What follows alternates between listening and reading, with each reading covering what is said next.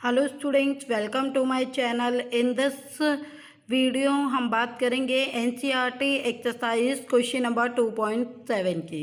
Now just read the statement first. 3 capacitor of capacitance 2 picofarad, 3 picofarad and 4 picofarad are connected in parallel. First part, what is the total capacitance of the combination? Second part, determine the charge on each capacitor if the combination is connected to 100 volt supply. हमें क्या दे रखा है इस question में? सबसे पहले 3 capacitor हैं जिन पर कैपेसिटेंस जो है वो है 2 picofarad, 3 picofarad, 4 picofarad are connected in parallel. वो किस तरह से कनेक्टेड हैं? पैरेलल में कनेक्टेड हैं। ठीक है, हमें क्या फाइंड आउट करना है यहाँ पर फर्स्ट पार्ट में? What is the total capacitance of the combination. हमें क्या फाइंड करना है? टोटल कैपेसिटेंस निकालना है कॉम्बिनेशन में।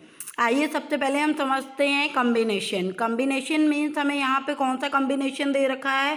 पैरेलल कॉम्बिनेशन दे रखा है। ठीक है, in parallel combinations we know that कि 3 capacitors, this is parallel combination. तीनों कैपेसिटर्स जो प्लेट्स हैं वो किससे कनेक्ट है?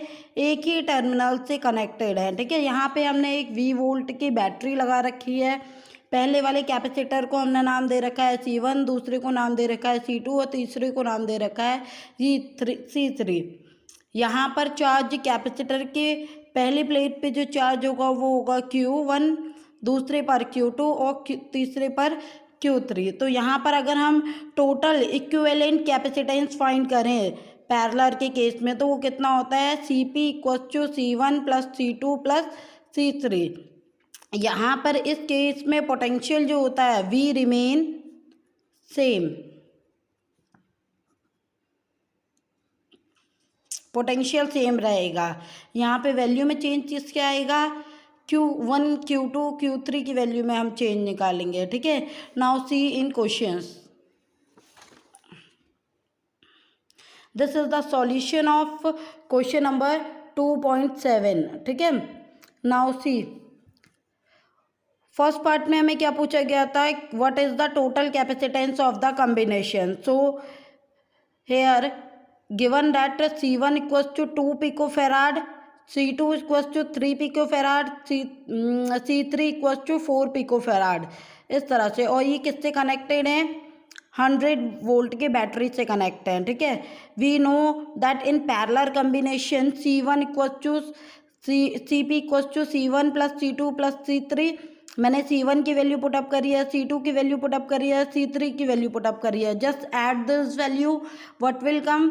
CP = 9 picofarad.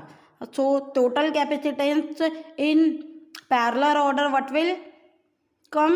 CP = 9 picofarad. This is the answer of first part. Now see in second part, determine the charge on each capacitor. हर एक capacitor की plate पर कितना चार्ज है उसे हमें डिटरमाइन करना है। If the combination is connected to 100 volt, अगर कॉम्बिनेशन जो है वो 100 वोल्ट के सप्लाई के साथ कनेक्टेड हो तो see we know that in parallel combination potential difference across all capacitance remain same, that is same as of battery. In our case C1 = 2 picofarad and V = 100 volt and we know 1 picofarad = 10⁻⁻12. So total charge stored in capacitor C1 = Q1 = C1 multiplied by V. Put the value of C1 and V, that is 2 × 10⁻⁻12 and V is 100 volt. What will come? Q1 = 2 × 10⁻⁻10 coulomb. तो पहले capacitor की plate पर कितना charge stored है? Q1 = 2 × 10⁻⁻10 coulomb. Now in the same way capacitor की second plate पर कितना capacitance है? 3 पिकोफेराड। पावर सप्लाई कितनी दे रखी है? 100 वोल्ट। तो total charge stored in C2, that is Q2 = C2 multiplied by V, just put the value of C2 and V. What will come? Q2 equals to 3 into 10 की power minus 10 coulomb. Also C3 equals to 4 picofarad and V equals to 100 volt.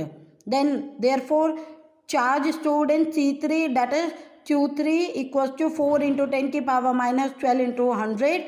What will come? Q3 equals to 4 into 10 की power minus 10. This is the answer of B part. I hope आपको question number 2.7 easily clear हो गया हो. Thank you.